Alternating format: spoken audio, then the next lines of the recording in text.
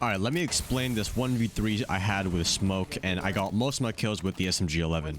Now, this right here, you see that burst fire, and look at how much I'm taking gunfights. I'm taking gunfights, but they're very minimal with my movement, and I'm reloading every time.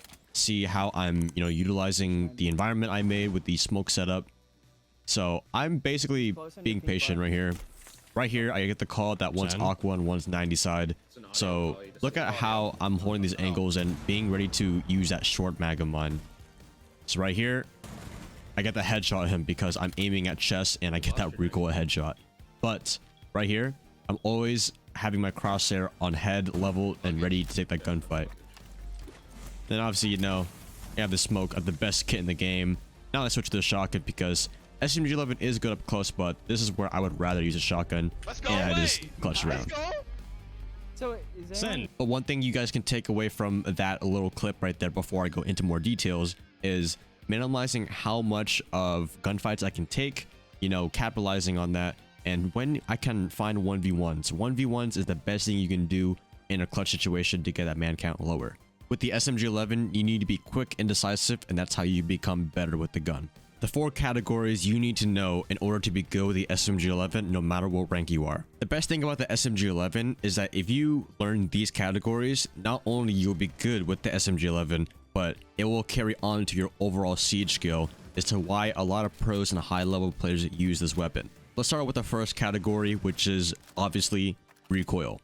Recoil is one of those things in siege where if you can control it, you'll be rewarded for it. But if you don't control it, obviously you'll be punished for it with poor crosshair placement. But the SMG-11 has some of the strongest recoil in this game, but as a high level player myself, there is no recoil in this game that can't be controlled.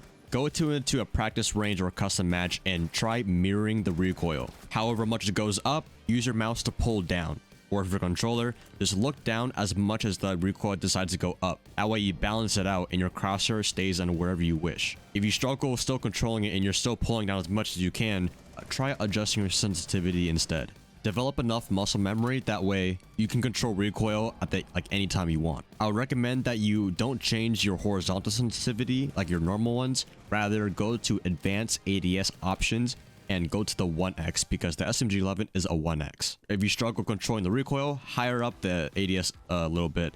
If you're controlling it a little bit too much, then pull down a little bit more. But once you get your sensitivity pulled out, you just go to T-Hunt and practice putting your crosshair on one target. Keep the recoil, that way it focuses on whatever the lamp, the headshot, or like some sort of dot that you're controlling on. So you cannot use the SMG-11 if you cannot control the recoil. Control the recoil and then advance to these next 3 topics. The second most important thing is your crosshair placement and your headshots. The SMG-11 has a really high fire rate, so if you have bad crosshair position and you're missing your shots, you're going to lose the gunfight and it's not going to feel good. Aim head level in doorways. If you want to know what head level is in siege, go to a barricaded door and find out the second level buckle. It's about 75% range above the doorway.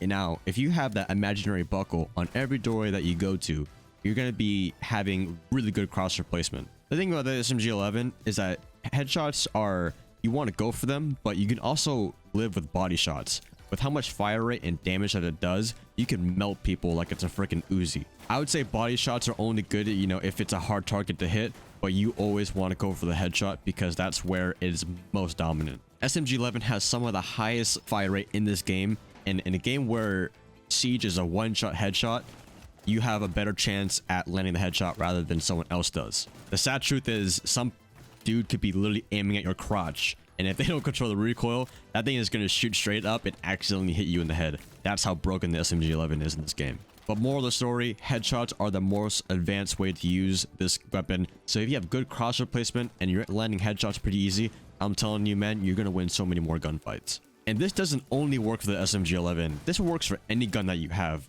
That's why the SMG-11 molds you into a good player. Good crosshair placement and headshots will carry your skills on forever in this game. Now that we've got the recoil and aim part out of the way, there's more than just having good aim with the SMG-11, but it's recognizing your ammo count and your movement. If you're like me when I first started playing out, my aim was fine, but my movement got me killed most of the time. In a game like Siege, having good aim is only so much, but if you're an easy target to hit, you're gonna get shut down by good players. With such a low ammo count, you need to recognize about the times how much you're exposing your body, but only expose your body when you're confident with the bullets in your mag. For example, I'm more confident with 17 bullets in my mag rather than 5 bullets because that leaves less room for adjustment. With such a short mag, you are forced to reload in cover and finish your enemies quick. This means your gunfight shouldn't be longer than, maybe 2 seconds. Because after you shoot that weapon, you're gonna have to reload and go into cover. This will teach you to position yourself better and faster in your gunfights. This carries on because no matter what operator you are understanding the pacing of your playstyle. Think about your playstyle with a shotgun. Shotguns, you can afford to miss a shot because you can reswing and get that instant frag. Versus LMGs, you can expose yourself a lot because you're just letting that thing sing and you have a lot more bullets for more adjustment. But the thing about the SMG-11, it's kind of a combination. The SMG-11 is a close range kind of weapon, but you lack that area of having a lot of ammo. This will teach you how to limit your gunfights and constantly think of how you can put yourself in the advantage of your gunfights. Now, constantly putting yourself in the advantage, what does that lead to you to? Winning more rounds, win more games, you rank up, you can become a better player. Now that we've controlled the aim part of the SMG-11 and your movement's actually pretty good, now let's talk about the options of the SMG-11, your range of gunfights.